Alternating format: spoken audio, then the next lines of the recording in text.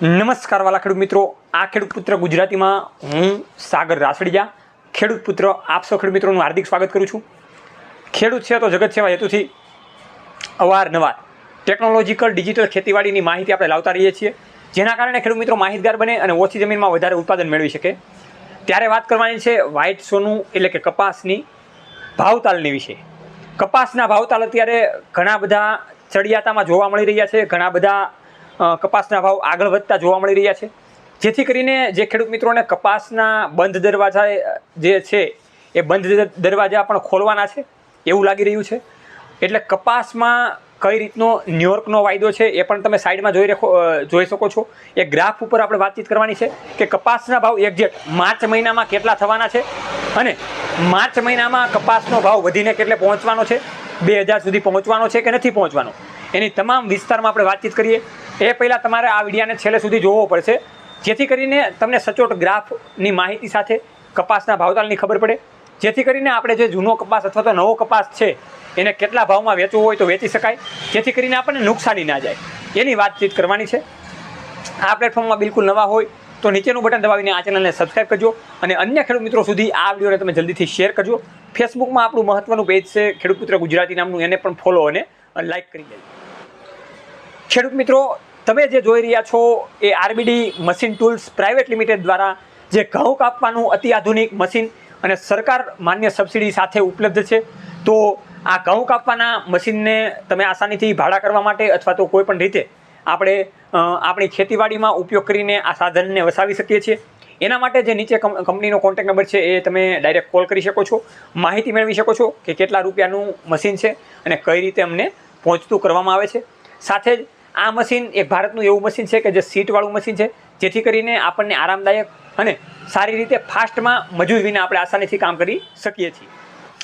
તો મારા વાળા ખેડૂત મિત્રો, જેની ઘણા બધા ખેડૂત મિત્રોને આશાઓ હતી, નિરાશાઓ હતી કે કપાસનો ભાવ ક્યારે વધે અને અમારા બંધ બારણે જે કપાસનો સ્ટોક પડેલો છે એ ક્યારે અમે માર્કેટમાં વેચી શકીએ, ક્યારે આ વ્હાઇટ સોનાને અમે કેસરી સોનામાં બદલી શકીએ. તો એ જ વાતચીત કરવાની છે ખેડૂત મિત્રો કે કપાસનો ભાવ અત્યારે દરરોજને માટે વધતો જાય છે.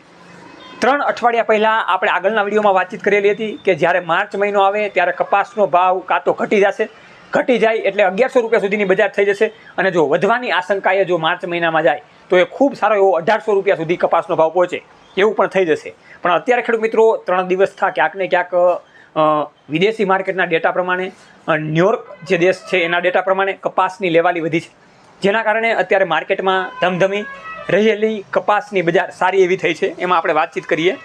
એમાં જે ખેડૂત મિત્રો જે ન્યુયોર્કનો ડેટા તમે સાઈડમાં જે ગ્રાફ જોઈ શકો છો એ 1 મહિનાનો ગ્રાફ છે કે આગળના 1 મહિનામાં, એટલે કે આવનારો મહિનો આપણો માર્ચ મહિનો છે કે જેમાં કપાસનો ભાવ સારો એવો આપણને જોવા મળી શકે. અત્યારે કપાસનો ભાવ નામાંકિત એવી ગોંડલ જેવી માર્કેટયાર્ડમાં, બોટાદ જેવી માર્કેટયાર્ડમાં 1650 રૂપિયા રનિંગ કપાસના બજાર ભાવ છે. ગામડામાં જે વેપારીઓ કપાસ ખરીદે છે એના પણ 1625 રૂપિયાથી 1650 રૂપિયા આવી રહ્યા છે.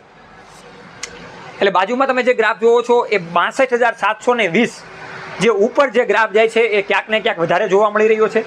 અને બીજી વાત છે ખેડૂત મિત્રો એ કરીએ કે ન્યુયોર્કનો જે રિવ્યુ વાયદો છે તેમાં તેજીનો તોખારો બોલી ગયો છે. 4% તેજીની સર્કિટ સાથે વાયદા 1 વર્ષની ઊંચાઈએ વયા ગયા છે.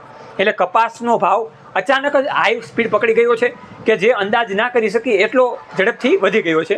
અને છેલ્લા 3 દિવસમાં 100 રૂપિયા, 80 થી 100 રૂપિયા કપાસની બજાર પ્લસ થઈ છે. સાથે ખેડૂત મિત્રો વાતચીત કરીએ કે કપાસનું વધારેમાં ઉત્પાદન કરતી હોય તો એવું ચીન દેશ, તો એમાં ચીનના રૂ કોટન યાર્ડમાં એના વાયદામાં પણ તેજી આવી છે અને ચીનના રૂ વાયદામાં 4.5 મહિનાની ઊંચાઈએ 4.5 મહિનાની ઊંચાઈએ અત્યારે આ પ્રકારની બજાર જોવા મળી રહી છે. અને અત્યાર સુધીમાં આપણને કપાસનો ભાવ ઓછો મળતો હતો એ અત્યારે ક્યાંક ને ક્યાંક વધારે મળી રહ્યો છે.